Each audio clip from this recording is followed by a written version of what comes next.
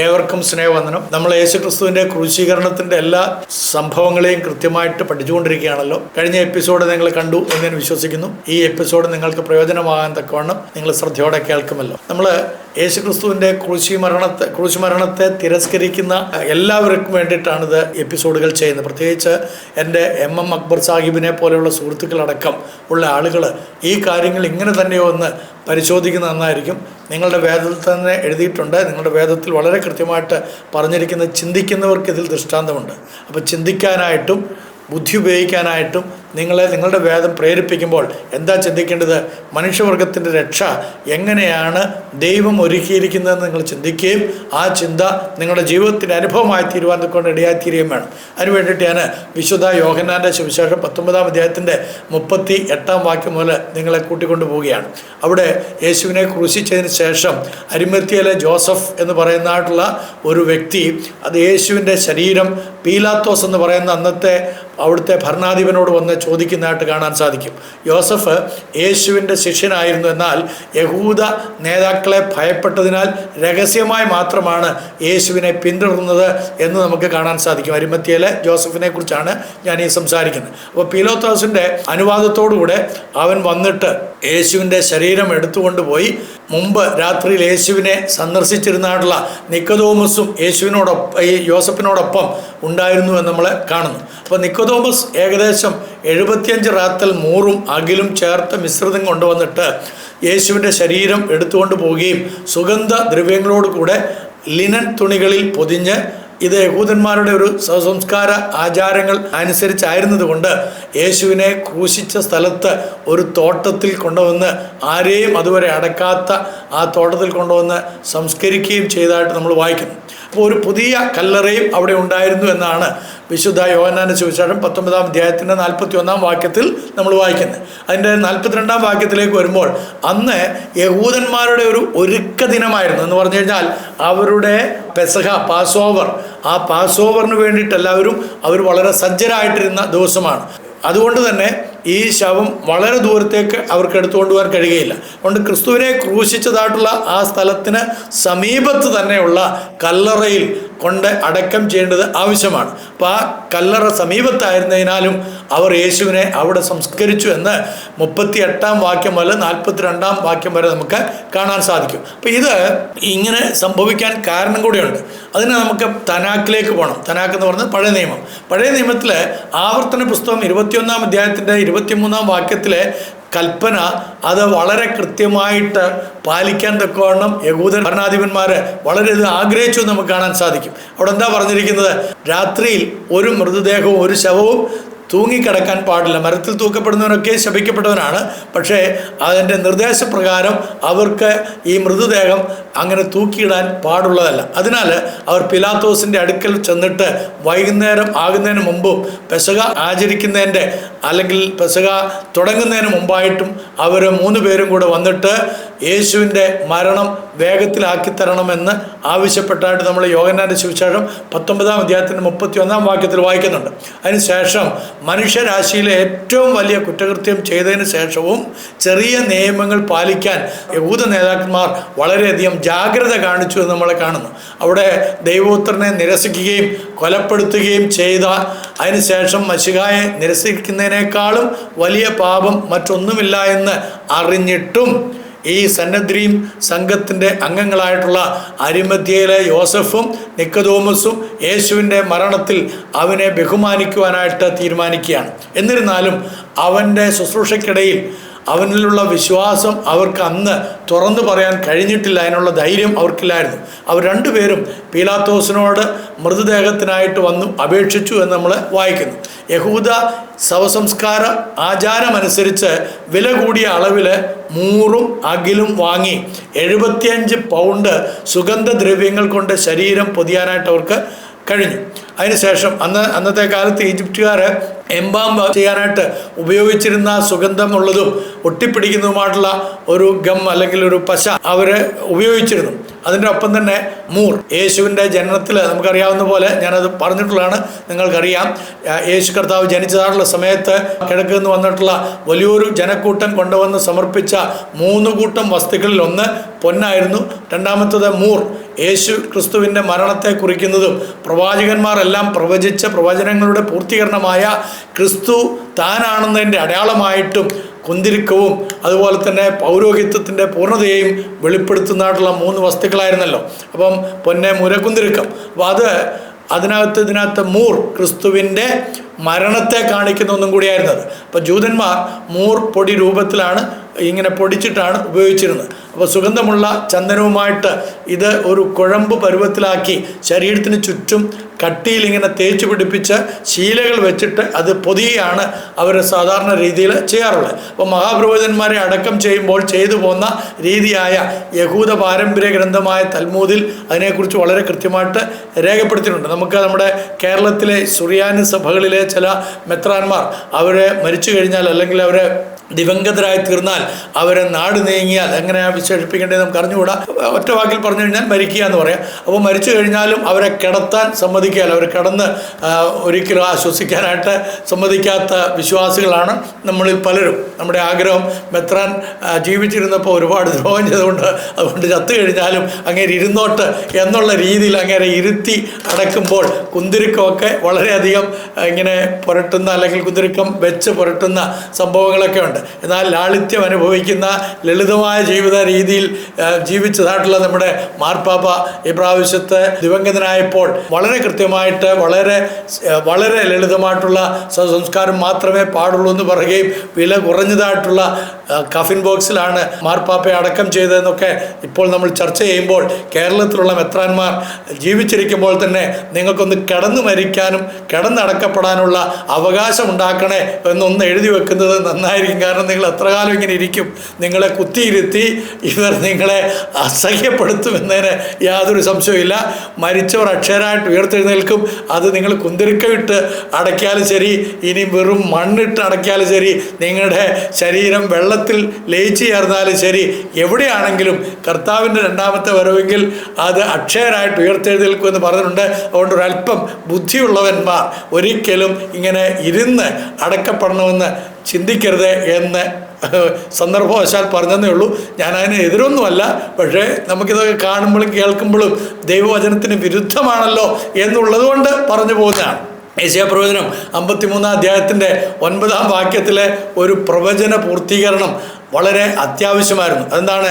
യേശുവിൻ്റെ മരണശേഷം നിക്കോദോമസും അരിമത്യയിലെ യോസഫും തങ്ങളുടെ വിശ്വാസത്തെക്കുറിച്ച് തുറന്നു പറഞ്ഞത് എന്തുകൊണ്ടാണെന്ന് ആ വാക്യം നമ്മൾ വായിച്ചു കഴിഞ്ഞാൽ മനസ്സിലാക്കാനായിട്ട് സാധിക്കും. അതിൻ്റെ കാരണങ്ങൾ, ഒന്ന്, ക്രിസ്തുവിനോടുള്ള അവരുടെ സ്നേഹവും അവർ വിശ്വസിച്ച കാര്യങ്ങൾക്ക് വേണ്ടി നിലകൊള്ളേണ്ടതിൻ്റെ ആവശ്യകതയും അവർക്ക് ബോധ്യമായതുകൊണ്ടായിരുന്നു. രണ്ടാമത്, അവർ ദൈവരാജ്യത്തെ കാത്തിരുന്നവരായിരുന്നു എന്നാണ് അവരെക്കുറിച്ച് രേഖപ്പെടുത്തിയിരിക്കുന്നത്. അവർക്ക് യേശു ക്രിസ്തു അഥവാ മശിഹ ആരാണെന്നുള്ള കൃത്യമായിട്ട് അംഗീകരിക്കുവാൻ ഉതകുന്ന തരത്തിലുള്ള തെളിവുകളായിരുന്നു ക്രിസ്തുവിൻ്റെ ക്രൂശീകരണത്തിൻ്റെ സമയത്ത് സംഭവിച്ചത്. അതുകൊണ്ട് തന്നെ ശബത്തിന് മുമ്പ് നഗരത്തിലെ ഏതെങ്കിലും ഒരു കല്ലറയിലോ അല്ലെങ്കിൽ കുപ്പത്തൊട്ടിയിലോ റോമൻ പടയാളികളോ യഹൂദമത നേതാക്കന്മാരും കൂടെ ചേർന്ന് യേശുവിൻ്റെ ശരീരം കൊണ്ടുവന്ന് അടക്കം ചെയ്യും, അല്ലെങ്കിൽ എവിടെയെങ്കിലും കൊണ്ടിടുകയോ അത് ഏതെങ്കിലും മൃഗങ്ങളോ അല്ലെങ്കിൽ പക്ഷികളോ വന്ന് കൊത്തിക്കൊണ്ടുപോവുകയോ തിന്നുകയോ ചെയ്യാൻ സാധ്യതയുണ്ട് എന്നുള്ളതൊക്കെ നമുക്കറിയാം. അന്നത്തെ കാലത്ത് ക്രൂശിക്കപ്പെട്ട ആളുകൾ ക്രൂശിൽ കിടക്കുമ്പോൾ തന്നെ ചിലപ്പോൾ പടഞ്ചൻ പക്ഷികൾ വന്ന് കൊത്തി തിന്നും, ബാക്കിയുള്ളതെല്ലാം താഴേക്ക് വീഴുന്ന സമയത്ത് മൃഗങ്ങളും വന്ന് തിന്നുന്ന സാഹചര്യങ്ങളുണ്ട്. അല്ലെങ്കിൽ അവർ ക്രൂശിൽ നിന്ന് എടുത്ത് എവിടേക്കെങ്കിലും എറിയും. പ്രത്യേകമായി അതിനുവേണ്ടി ഗഹന്ന എന്ന് പറയുന്ന ഒരു താഴ്വര തന്നെ അതിനു വേണ്ടിയിട്ടൊക്കെ ഉണ്ടായിരുന്നു. ഇപ്പോഴും പോയി കഴിഞ്ഞാൽ യെരുശലേമിൽ നിങ്ങൾക്ക് അതൊക്കെ കാണാൻ സാധിക്കും. അപ്പോൾ അതിനാൽ ദൈവിക പദ്ധതി നിറവേറപ്പെടുകയില്ല അങ്ങനെയാണ് ചെയ്യുന്നതെങ്കിൽ. അതുകൊണ്ടാണ് യേശു ക്രിസ്തുവിൻ്റെ ശവസംസ്കാരം അല്ലെങ്കിൽ മൃതദേഹം മാന്യമായി സംസ്കരിക്കേണ്ടതിൻ്റെ ആവശ്യകത അവർക്ക് ബോധ്യമായത്. യേശു മരിച്ച് വെറും 3 മണിക്കൂറിനുള്ളിൽ അടക്ക ശുശ്രൂഷ ആരംഭിച്ചു എന്നുള്ളത് നമുക്ക് സാഹചര്യ തെളിവുകളിൽ നിന്ന് തിരുവചനത്തിൻ്റെ അടിസ്ഥാനത്തിൽ മനസ്സിലാക്കാൻ സാധിക്കും. അരിമത്യയിലെ യോസഫിനെ യേശുവിൻ്റെ സംസ്കാരത്തിന് നിക്കോദോമസ് സഹായിച്ചതിനെക്കുറിച്ച് വളരെ കൃത്യമായിട്ട് പറയുന്ന കാര്യങ്ങളാണ് യോഹന്നാൻ രേഖപ്പെടുത്തിയിരിക്കുന്നത്. അപ്പോൾ ഇതുവരെ അവർ ഇരുവരും രഹസ്യ വിശ്വാസികളായിരുന്നു, അരിമത്യയിലെ യോസഫും നിക്കോദോമസും. ഈ നിക്കോദോമസിനെ നിങ്ങൾക്ക് അറിയാമല്ലോ, യഹൂദന്മാരുടെ ഉപദേഷ്ടാവായിരുന്നു. യേശുവിൻ്റെ അടുക്കൽ രാത്രിയിൽ വന്ന് ദൈവരാജ്യത്തെക്കുറിച്ച് കൃത്യമായി അറിയുവാൻ ഭാഗ്യം കിട്ടിയ വ്യക്തിയാണ്. അപ്പം യേശുവിനെ ഇതുവരെ അദ്ദേഹം അവഗണിച്ചതിനോ അവൻ ജീവിച്ചിരുന്നപ്പോൾ യേശുവിനെ പിന്തുണയ്ക്കാൻ ധൈര്യമില്ലാത്തതിനോ അതിനൊരു പരിഹാരമായിട്ട് ക്രിസ്തുവിൻ്റെ മരണത്തിൽ തീർച്ചയായിട്ടും ഒരു പരിഹാരം വരുത്തണമെന്ന് അദ്ദേഹം അരിമത്യയിലെ യോസഫിനോടുകൂടെ ചേർന്നതുകൊണ്ട് നമുക്ക് മനസ്സിലാക്കാൻ സാധിക്കും. അപ്പോൾ രാജാവിൻ്റെ ശവസംസ്കാരത്തിന് ആവശ്യമായ സുഗന്ധ ദ്രവ്യങ്ങളുടെ അളവ് അമിതമായി കണക്കാക്കുമായിരുന്നു. യേശു രാജാക്കന്മാരുടെ രാജാവാണെന്ന് നാം ഇതിനകം പഠിച്ചു കഴിഞ്ഞല്ലോ. അപ്പോൾ ഇതൊരു പ്രതീകാത്മകമായിട്ടുള്ള അടക്കം കൂടിയാണ്, അഥവാ യേശു കർത്താവ് രാജാതി രാജാവാണെന്നുള്ള ആ ഒരു തെളിവും കൂടെ കൊടുക്കുന്ന അവസ്ഥയാണ് നമുക്ക് കാണാനായിട്ട് സാധിക്കുന്നത്. നിക്കോദോമോസ് കൊണ്ടുവന്ന മൂറും അകിലും കൊണ്ട് നിർമ്മിച്ച ഏകദേശം 75 പൗണ്ട് സുഗന്ധ തൈലം ആയിരുന്നു ഞാൻ പറഞ്ഞല്ലോ. അത് വളരെ ചെലവേറിയതായിരിക്കും.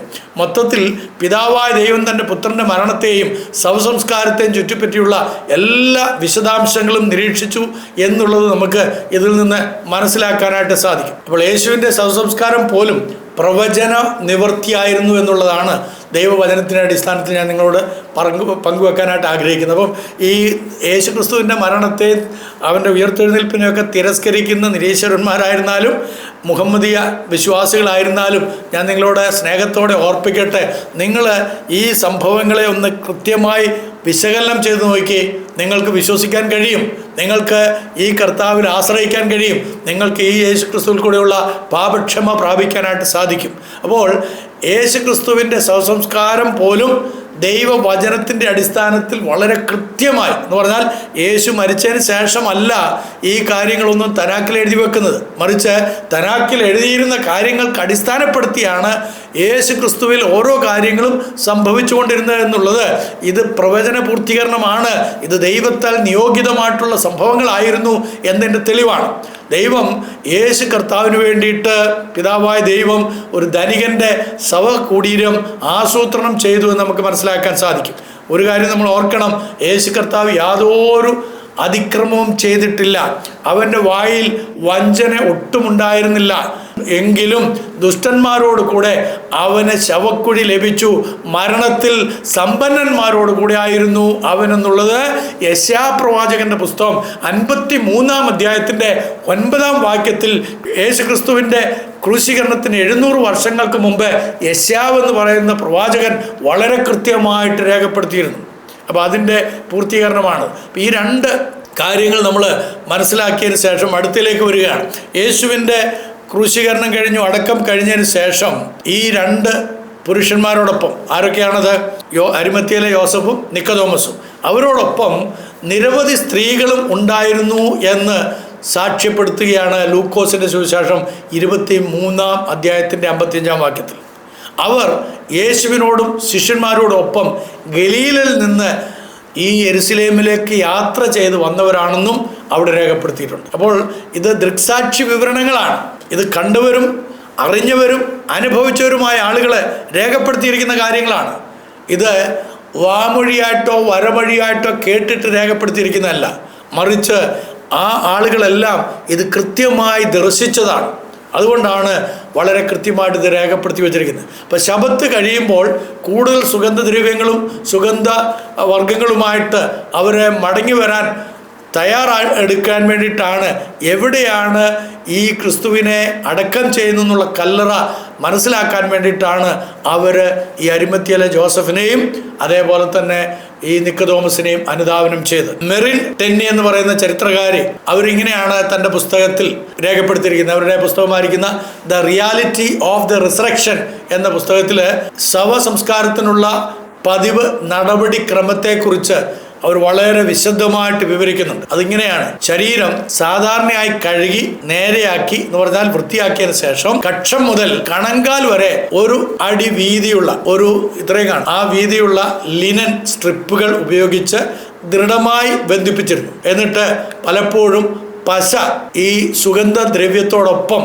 ചേർത്ത് പൊതിയുന്നതിനോ മടക്കുകൾക്കോ ഇടയിൽ വെച്ചിരുന്നതായിട്ട് കാണാൻ കഴിയുമെന്നാണ് അവർ പറയുന്നത്.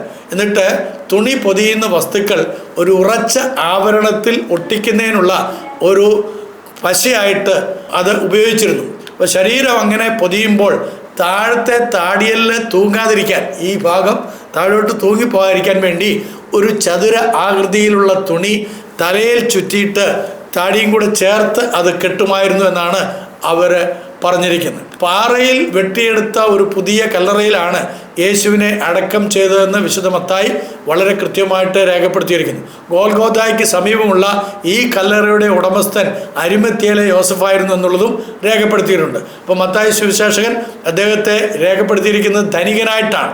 വിശുദ്ധ മത്തായിയുടെ സുവിശേഷം 27-ാം അധ്യായത്തിൻ്റെ 57-ാം വാക്യം. അപ്പോൾ ഇതുപോലെയുള്ള ധനികന്മാരുടെ ശവകുടീരങ്ങൾ ഉണ്ടാക്കുമ്പോൾ അവർ സാധാരണ ഈ കിടക്കാൻ പാകത്തിൽ മാത്രമല്ല, ഒരാളെ കൊണ്ടുവന്നിങ്ങനെ കുനിഞ്ഞ് അവിടെ കിടത്തിയിട്ട് പോകാൻ മാത്രമല്ല, അവർക്ക് നടന്നു പോകത്തക്കവണ്ണം, അത്രയും നടക്കത്തക്കവണ്ണം, അങ്ങനെ നിൽക്കാൻ തക്കവണ്ണം പാകത്തിന് വലുതായിരുന്നു അവരുടെ ശവകുടീരങ്ങളെല്ലാം തന്നെ. കല്ലറയുടെ ആ പ്രവേശന കവാടത്തിൽ അങ്ങനെ കയറുന്ന ആ എൻട്രൻസിൻ്റെ അവിടെ ഒരു വലിയ കല്ല് ഉരുട്ടി വെച്ചതായിട്ടും വിശുദ്ധ മത്തായിയുടെ സുവിശേഷത്തിൽ രേഖപ്പെടുത്തിയിട്ടുണ്ട്. ഞാൻ യേശു കർത്താവിൻ്റെ ശവക്കല്ലറയ്ക്കകത്ത് ഇറങ്ങാൻ ഭാഗ്യം കിട്ടിയ ഒരു വ്യക്തിയാണ്. അതിന്നും തുറന്നു കിടക്കുകയാണ്. നിങ്ങൾ ആർക്ക് അവിടെ പോകണമെങ്കിലും അവിടെ ചെന്നിട്ട് അത് ആ ശവക്കല്ലറയിലേക്ക് ഇറങ്ങി കർത്താവിനെ വെച്ചതായിട്ടുള്ള ആ സ്ഥലത്തെ കൃത്യമായിട്ട് കാണാനും മനസ്സിലാക്കാനായിട്ടൊക്കെ സാധിക്കും. അപ്പോൾ തുടർന്ന് യഹൂദ മഹാപുരോഹിതന്മാരും മൂപ്പന്മാരും പീലാത്തോസിനോട് 4 റോമൻ പട്ടാളക്കാരുടെയും ഒരു കാവൽ സംഘത്തെ വേണമെന്നും അവരെ കല്ലറയ്ക്ക് ചുറ്റും കാവൽ നിർത്തണമെന്നും പീലാത്തോസിനോട് വന്ന് അപേക്ഷിക്കുന്നതായിട്ട് നമ്മൾ കാണുന്നു. അപ്പോൾ ഈ യഹൂദന്മാരുടെ നേതാക്കന്മാർ ഇത് പറയാൻ കാരണം, ക്രിസ്തുവിൻ്റെ ശിഷ്യന്മാരിൽ ചിലർ യേശുവിൻ്റെ ശരീരം മോഷ്ടിച്ച് അവൻ ഉയർത്തെഴുന്നേറ്റു എന്ന് പിന്നീട് അവകാശപ്പെട്ടാലോ എന്നുള്ളൊരു ഭയമാണ്. കാരണം യേശു കർത്താവ് വളരെ കൃത്യമായി തൻ്റെ മരണത്തെക്കുറിച്ച് പ്രസ്താവിച്ച സമയത്തൊക്കെയും താൻ മരിക്കുമെന്നും താൻ അടക്കപ്പെടുമെന്നും 3-ാം നാൾ ഉയർത്തെഴുന്നേൽക്കപ്പെടുമെന്നും വളരെ കൃത്യമായിട്ട് പറഞ്ഞിരുന്നു. അതുകൊണ്ട് തന്നെ ഈ യഹൂദ മത നേതാക്കന്മാർ ഇത് കേട്ടിട്ടുണ്ട്. അവർക്കറിയാം യേശു പറഞ്ഞിട്ടുള്ള കാര്യങ്ങളെല്ലാം നടപ്പിൽ വരും. യേശു വാസ്തവത്തിൽ മശിഹയാണെന്ന് അവർക്കറിയാൻ വയ്യാഞ്ഞിട്ടല്ല, മറിച്ച് അവരുടെ മതബോധം, അവരെ ത്രസിച്ചിരിക്കുന്ന, അവരുടെ കണ്ണുകളെ കുരുടാക്കിയിരിക്കുന്ന അവരുടെ മതവിചാരം, അതാണ് വാസ്തവത്തിൽ യേശുവിൻ്റെ ദൈവികത്വത്തെ, യേശു ക്രിസ്തുവിൻ്റെ മശിഹാത്വത്തെ പൂർണ്ണമായി ഉൾക്കൊള്ളുവാൻ അവർക്ക് തടസ്സമായി നൽകുന്നത്. പ്രിയമുള്ളവരെ, ഞാൻ നിങ്ങളോടും ചോദിക്കട്ടെ, യേശു ക്രിസ്തു ക്രൂശിക്കപ്പെട്ടുവെന്നും അവൻ മരിച്ചുവെന്നും അവൻ അടക്കം ചെയ്യപ്പെട്ടു, അവൻ ഉയർത്തെഴുന്നേറ്റു എന്നുള്ള വസ്തുതകൾ ലോകത്തിൻ്റെ ചരിത്രത്തിലെ ഏടുകളിൽ ചരിത്ര സത്യമായി നിൽക്കുമ്പോൾ അതിനെ തമസ്കരിക്കാനായിട്ട് നിങ്ങളെ പ്രേരിപ്പിക്കുന്നത് നിങ്ങളുടെ മതാന്ധതയാണെങ്കിൽ ആ മതത്തെ നിങ്ങൾ വലിച്ചു കീറിയേ പറ്റൂ. ആ മതത്തിൻ്റെ ഉള്ളിൽ നിന്ന് നിങ്ങൾ പുറത്തേക്ക് വന്നേ പറ്റൂ. കാരണം രക്ഷയ്ക്ക് വേണ്ടി ദൈവം ഒരുക്കിയിരിക്കുന്ന ഈ രക്ഷണ്യ പ്രവർത്തനത്തെ സ്വീകരിക്കാതെ വണ്ണം നിങ്ങളുടെ മതം നിങ്ങളെ അടിമയാക്കി വെച്ചിട്ട് നിങ്ങളെ നിത്യ നരകത്തിലേക്ക് കൊണ്ടുപോകും.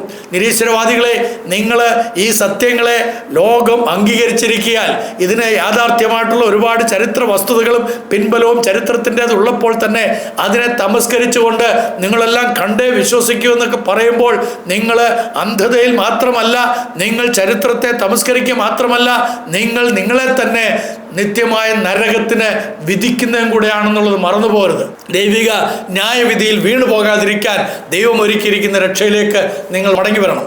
അപ്പം യേശു കർത്താവിൻ്റെ ആ കല്ലറയുടെ മുന്നിലായിട്ട് വലിയ ഒരു കല്ല് ഉരുട്ടി വെച്ചു എന്ന് മാത്രമല്ല, ആ കല്ലിന് അവർ മുദ്ര പതിപ്പിക്കുകയും ചെയ്തു. പീലാത്തോസിനോട് അവർ ആവശ്യപ്പെട്ടതിൻ്റെ അടിസ്ഥാനത്തിൽ അതിനവർ സീല് വെച്ചു. അത് ചങ്ങല വെച്ച് പൂട്ടി, ആ ചങ്ങല വെച്ച് പൂട്ടിയ കല്ലറയ്ക്ക് അവർ സീലും വെച്ചു. അപ്പം ഏകദേശം 1 ടണ്ണിൽ കൂടുതൽ ഭാരമുള്ള കല്ലുകളാണെന്ന് ഈ നാണയത്തിൻ്റെ, നമ്മുടെ റുപ്പീസിൻ്റെ ഒക്കെ 1 രൂപ കോയിനൊക്കെ ഉണ്ടല്ലോ, അതേപോലെയുള്ള വട്ടത്തിൽ ഇങ്ങനെ വെട്ടിയെടുത്തിട്ട് ഇതിനെ അടയ്ക്കുന്നത്. അപ്പം കല്ല് വാതിൽ പ്രവേശന കവാടത്തിൽ ഇങ്ങനെ കുറുകെ വെക്കുകയും അതിനെ ഒരു പ്രത്യേകമായ ഒരു സീലൊക്കെ വെക്കത്തക്കവണ്ണം, അല്ലെങ്കിൽ അതിനനുസരിച്ച് ചങ്ങലക്കിടത്തക്കവണ്ണമുള്ള സൗകര്യങ്ങളൊക്കെ ഉണ്ടാക്കി അതങ്ങനെ വെച്ചു. അപ്പോൾ കല്ലറയ്ക്ക് ചുറ്റും റോമൻ കാവൽക്കാരെയും വിന്യസിപ്പിക്കണമെന്ന് അവരാവശ്യപ്പെട്ടതിനനുസരിച്ച് യഹൂദ നേതാക്കന്മാർ പീലാത്തോസിൻ്റെ അനുവാദപ്രകാരം അവരെ കൊണ്ടുവന്നവിടെ കാവലും വെച്ചു. എന്തുകൊണ്ടാണ് അവർ സ്വന്തം ആളുകളെ കൊണ്ട് ഈ കല്ലറയ്ക്ക് കാവൽ ഏർപ്പെടുത്താതിരുന്നത് നിങ്ങൾ ചിന്തിച്ചിട്ടുണ്ടോ? യഹൂദ മത നേതാക്കന്മാർ എന്തുകൊണ്ടായിരിക്കും യേശു ക്രിസ്തുവിൻ്റെ കല്ലറയ്ക്ക് യഹൂദ മത നേതാക്കന്മാരുടെ അനുചരന്മാരായിട്ടുള്ള പടയാളികളെയോ അല്ലെങ്കിൽ അവരുടെ സേവകരെയോ, അവരുടെ കൂട്ടത്തിൽ ധാരാളം പോരാളികളൊക്കെ ഉണ്ടല്ലോ, അവരെ എന്തുകൊണ്ടാണ് അവിടെ നിർത്താതെ റോമൻ ചക്രവർത്തിയുടെ ഭരണാധിപനായിരിക്കുന്ന പീലാത്തോസിനോട് പോയി അനുവാദം ചോദിക്കുകയും പീലാത്തോസിൽ നിന്ന് അനുവാദം വാങ്ങിക്കൊണ്ട് എന്തുകൊണ്ടാണ് റോമൻ പടയാളികളെ അവിടെ കാവൽ നിർത്തുകയും ചെയ്തത്. അതിന് കാരണം യഹൂദ നേതാക്കൾക്ക് വളരെ കൃത്യമായിട്ട് അറിയാവുന്ന ഒരു കാര്യമുണ്ട്. അന്നത്തെ യഹൂദന്മാരെല്ലാവരും തന്നെ അവരുടെ കുടുംബങ്ങളോടൊപ്പം പെസഹ ഭക്ഷണം കഴിക്കാൻ തയ്യാറായിരിക്കുന്നതിനാൽ ഒരൊറ്റ യഹൂദനെയും കാവൽ നിർത്താനായിട്ട് സാധിക്കുകയില്ല. അത് കിട്ടാനായിട്ട് ബുദ്ധിമുട്ടാണെന്നുള്ളവർക്കറിയാം. കൂടാതെ റോമൻ പട്ടാളക്കാരുടെ അധികാരം അത് യഹൂദ ചേവർക്കോ അല്ലെങ്കിൽ പോരാളികൾക്കോ ഇല്ല. അതുകൊണ്ട് തന്നെ റോമൻ പട്ടാളക്കാരുടെ അധികാരമുള്ള പട്ടാളക്കാരെ തന്നെ അവിടെ ഉണ്ടാക്കണം എന്ന് മാത്രമല്ല, അവർക്ക് ഇതിനുള്ള കായികമായ പരിശീലനങ്ങളൊക്കെ കിട്ടിയിട്ടുണ്ടെങ്കിൽ ഈ ഭാരം വഹിക്കാനും ഈ കല്ല് നീക്കി വെക്കാനും അത് കൃത്യമായിട്ട് ജംഗലായിട്ട് പൂട്ടാനും ഒക്കെ.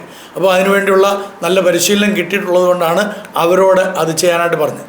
മാത്രമല്ല, ആർക്കെങ്കിലും ഒരു തടവുകാരനെ നഷ്ടപ്പെട്ടാൽ, അതാണ് വളരെ പ്രധാനപ്പെട്ട, അവർ കാവൽ നിൽക്കുന്ന സമയത്ത് ആരെങ്കിലും ഒരു തടവുകാരൻ ചാടിപ്പോവുകയോ അല്ലെങ്കിൽ എന്തെങ്കിലും സംഭവിക്കുകയോ ചെയ്താൽ ഈ തടവുകാരന് പകരമായിട്ട് ഈ പടയാളികളുടെ ജീവൻ അപകടത്തിലാണെന്ന് പടയാളികൾക്ക് നന്നായിട്ടറിയാം. അതുകൊണ്ട് അവർ വളരെ ജാഗ്രതയുള്ളവരായിരിക്കും. ഉദാഹരണത്തിന് നമ്മൾ അപ്പോസ്തല നടപടികളിൽ പത്രോസ് എന്ന് പറയുന്ന വിശുദ്ധ പത്രോസിനെ ജയിലിൽ അടച്ചതായിട്ടും 4 പട്ടാളക്കാരുടെ 4 സംഘങ്ങൾ അദ്ദേഹത്തിനെ കാവൽ നിൽക്കുന്നതായിട്ടും വളരെ കൃത്യമായിട്ട് രേഖപ്പെടുത്തിയിട്ടുണ്ട്. എന്നാൽ ഒരു ദൈവദൂതൻ വന്ന് ഈ പത്രോസിനെ പുറത്തേക്ക് കൊണ്ടുവന്നപ്പോൾ തടവുകാരനെ നഷ്ടപ്പെട്ടതിൻ്റെ പകരമായി ഹേരോദാവ് ഈ 16 സേവകരെ അല്ലെങ്കിൽ പടയാളികളെയും വിസ്തരിച്ചതിന് ശേഷം അവരെ വധിച്ചു എന്ന് അപ്പോസ്തല നടപടികൾ 12-ാം അധ്യായത്തിൻ്റെ 4-ാം വാക്യം മുതൽ 19-ാം വാക്യം വരെ നമുക്ക് കാണാൻ സാധിക്കും. അപ്പോൾ യോഹന്നാൻ്റെ സുവിശേഷത്തിൽ 20-ാം അധ്യായത്തിലേക്ക് നമ്മൾ വരുമ്പോൾ ആഴ്ചയുടെ 1-ാം നാൾ അതിരാവിലെ ഇരുട്ടായിരിക്കുമ്പോൾ തന്നെ മഗ്ദലക്കാരത്തി മറിയ കല്ലറയ്ക്കൽ ചെന്നു. കല്ലറയുടെ വാതിക്കൽ നിന്ന് കല്ല് നീക്കം ചെയ്തിരിക്കുന്നതായിട്ട് അവൾ കാണുവാൻ ഇടയായി. അവൾ ശീമോൻ പത്രോസിൻ്റെയും യേശു സ്നേഹിച്ച മറ്റേ ശിഷ്യൻ്റെയും, അത് യോഹന്നാനാണ്, അടുക്കലേക്ക് ഓടിച്ചെന്നു. അവർ കർത്താവിനെ കല്ലറയിൽ നിന്ന് എടുത്തു കൊണ്ടുപോയി അവനെ എവിടെ വെച്ചു എന്ന് ഞങ്ങൾക്കറിയുകയില്ല എന്ന് പറയുന്നു. അങ്ങനെ അത് കേട്ടതായ സമയത്ത് പത്രോസും യോഹന്നാനും കൂടെ കല്ലറയ്ക്കലേക്ക് ഓടി വരികയാണ്. ഈ യോഹന്നാൻ പത്രോസിനേക്കാൾ ചെറുപ്പമായിരുന്നതുകൊണ്ട് അവൻ വേഗത്തിൽ ഓടി ആദ്യം കല്ലറയ്ക്കലെത്തുകയും അവൻ കുനിഞ്ഞ് നോക്കുന്നതായ സമയത്ത് കാണുന്ന കാഴ്ച ശീലകൾ മാത്രമായിട്ട് മാറിക്കിടക്കുന്നു. അത് കണ്ടു. ഉടനെ തന്നെ പത്രോസ് അപ്പോസ്തലൻ വന്നു. പത്രോസ് അപ്പോസ്തലൻ വന്നിട്ട് ആ കല്ലറയിലേക്ക് കയറി യേശുവിൻ്റെ തലയിൽ ചുറ്റിയിരുന്ന ശീലയും അവിടെ കിടക്കുന്നതായിട്ടുള്ള മറ്റേ ശീലയൊക്കെ മാറ്റി വെച്ചിരിക്കുന്നതും അത് കൃത്യമായി അടക്കി വെച്ചിരിക്കുന്നതുമായിട്ട് കാണുവാനിടയായി. അപ്പോൾ അത് വേർപെട്ട് കിടക്കുന്നത് മാത്രമല്ല, ശീലകളെല്ലാം റൂമാലും എല്ലാം വളരെ കൃത്യമായിട്ട് മടക്കി വെച്ചിരിക്കുന്നത് കണ്ടു. അപ്പോൾ 2 പേരും കൂടെ യേശുവിൻ്റെ ശിഷ്യന്മാരായിരിക്കുന്ന യോഹന്നാനും പത്രോസും അവർ 2 പേരും അത് കണ്ട് വിശ്വസിക്കാനിടയായി. എന്താ വിശ്വസിച്ചത്? യേശു ക്രിസ്തു മരിച്ചവരിൽ നിന്ന് ഉയർത്തെഴുന്നേറ്റു എന്നുള്ളത് വിശ്വസിക്കാനിടയായി. വിശുദ്ധ യോഹന്നാൻ്റെ സുവിശേഷം 20-ാം അധ്യായത്തിൻ്റെ 1 മുതൽ 9 വരെയുള്ള വാക്യങ്ങൾ വായിച്ചാൽ നിങ്ങൾക്ക് മനസ്സിലാക്കാൻ സാധിക്കും. അപ്പോൾ യേശു ജീവിച്ചിരിക്കുന്നുവെന്ന് യോഹന്നാന് ബോധ്യപ്പെട്ടു, പത്രോസിനെ ബോധ്യപ്പെട്ടു. കല്ലറയുടെ കവാടത്തിൽ നിന്ന് കല്ല് നീക്കം ചെയ്തതായി ശിഷ്യന്മാർ ആദ്യം കേട്ടപ്പോൾ യേശുവിൻ്റെ ശരീരം മോഷ്ടിക്കപ്പെട്ടതായിട്ട് അവർക്ക് തോന്നി. അതുകൊണ്ടാണ് അവർ ഓടി വന്നത്. എന്നാൽ മോഷ്ടിച്ചു കൊണ്ടുപോകുന്ന ശരീരത്തിലെ ആ ശീലകളൊന്നും തന്നെ അവിടെ വെക്കുകയില്ലല്ലോ. അതുകൊണ്ടാണ് അവർ വന്ന് യേശു കർത്താവ് പറഞ്ഞതായിട്ടുള്ള കാര്യങ്ങളെ ഓർക്കുവാനും അവൻ ഉയർത്തെഴുന്നേറ്റുവെന്ന് വിശ്വസിക്കുവാനും ഇടയായിത്തീർന്നത്. യോഹന്നാൻ കല്ലറയിൽ പ്രവേശിച്ചപ്പോൾ അവൻ വിശ്വസിച്ചു. പക്ഷേ എന്തായിരുന്നു വിശ്വസിച്ചത്? കല്ലറ വസ്ത്രങ്ങൾ കണ്ടപ്പോൾ യേശു ഉയർത്തെഴുന്നേറ്റു എന്ന് അവൻ വിശ്വസിച്ചു. അവനാണ് ആദ്യമായിട്ടത് വിശ്വസിക്കുന്നത്. കാരണം ശവസംസ്കാര തുണികൾ നോക്കിയപ്പോൾ യോഹന്നാന് മനസ്സിലായി അത് വെച്ചിരിക്കുന്നത് സാധാരണ ആളുകളല്ല.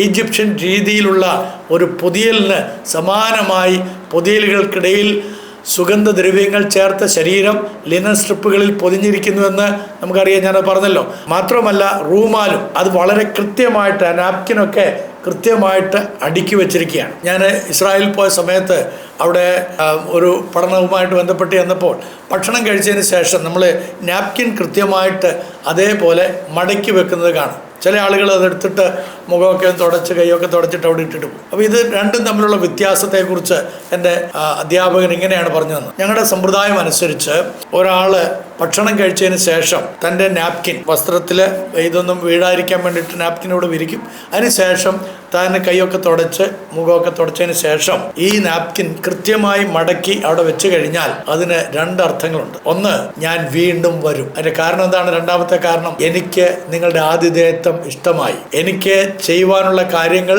ഞാൻ ചെയ്തു തീർത്തിട്ട് പോവുകയാണ്, വന്നതിന് ശേഷം വീണ്ടും വരും, അതിനുശേഷം ഞാൻ വരും എന്നുള്ളതിൻ്റെ അടയാളമാണ്. ഇവിടെ യേശു കർത്താവ് തൻ്റെ റൂമാലുകളും തൻ്റെ വസ്ത്രങ്ങളും ഒക്കെ കൃത്യമായി അടുക്കി വെച്ചിരിക്കുമ്പോൾ അതിൽ കൂടെ നമ്മളെ പഠിപ്പിക്കുന്നത് ഈ യേശു വീണ്ടും വരും എന്നുള്ളതാണ്. അപ്പോൾ നമ്മൾ ഓർത്തോണം, യേശു കർത്താവിൻ്റെ ഉയർത്തെഴുന്നേൽപ്പ് കേവലം സംഭവിച്ചൊരു കാര്യം മാത്രമല്ല, അത് മനുഷ്യവർഗത്തിൻ്റെ വീണ്ടെടുപ്പിന് വേണ്ടി മാത്രമുള്ളതല്ല, അവൻ നമ്മളെ തൻ്റെ അടുക്കിലേക്ക് കൂട്ടിക്കൊണ്ടുപോകാൻ വേണ്ടിയിട്ടും കൂടെയാണ്, സ്വർഗരാജ്യത്തിലേക്ക് കൂട്ടിക്കൊണ്ടുപോകാൻ വേണ്ടിയിട്ടും കൂടെയാണ്. അപ്പോൾ അതുകൊണ്ട് ഈ കർത്താവിൻ്റെ രണ്ടാമത്തെ വരവ്, അത് MM അക്ബർ സാഹിബെ അങ്ങയുടെ ഹദീസുകളിലും ഈസാ വരുമെന്ന് പറഞ്ഞിട്ടുണ്ട്. ഈസാ വരുന്നത് അങ്ങയുടെ ചിന്താധാര അനുസരിച്ച്, അങ്ങയുടെ മതചിന്ത അനുസരിച്ച് കുരിശ് ഉടച്ചു കളയാനും പന്നിയെ കൊല്ലാനും ഇത് എല്ലാവരോടും ഇസ്ലാം പ്രസംഗിക്കാനൊക്കെ ആണെന്ന് പറഞ്ഞല്ലോ. അതിനൊന്നുമല്ല യേശു ക്രിസ്തു വരുന്നത്, അത് നിങ്ങളുടെ ഈസ വരുന്നതാണ്. യേശു ക്രിസ്തു വരുന്നത് നമ്മളെ തൻ്റെ അടുക്കിലേക്ക് കൊണ്ടുപോകാനായിട്ട്. ഒരിക്കൽ യേശു വന്നു നമ്മുടെ പാപം പരിഹരിക്കാൻ. പാപം പരിഹാരം പ്രാപിച്ചതായിട്ടുള്ള ആളുകൾക്ക് ആവേശത്തോടെ, ആഗ്രഹത്തോടെ, പ്രതീക്ഷയോടെ കാത്തിരിക്കേണ്ടുന്ന ഒരു കാരണമുണ്ട്. ക്രിസ്തു വീണ്ടും വരും. ദൈവത്തിൻ്റെ അടുക്കൽ, പിതാവിൻ്റെ അടുക്കൽ, സ്വർഗരാജ്യത്തിൽ കൊണ്ടുപോകാനായിട്ട് യേശു വരും. ഞാൻ ചോദിക്കട്ടെ, ഈ യേശു വരുമ്പോൾ നിങ്ങൾ അവരോട് കൂടെ കാണപ്പെടുമോ? Thank you very much.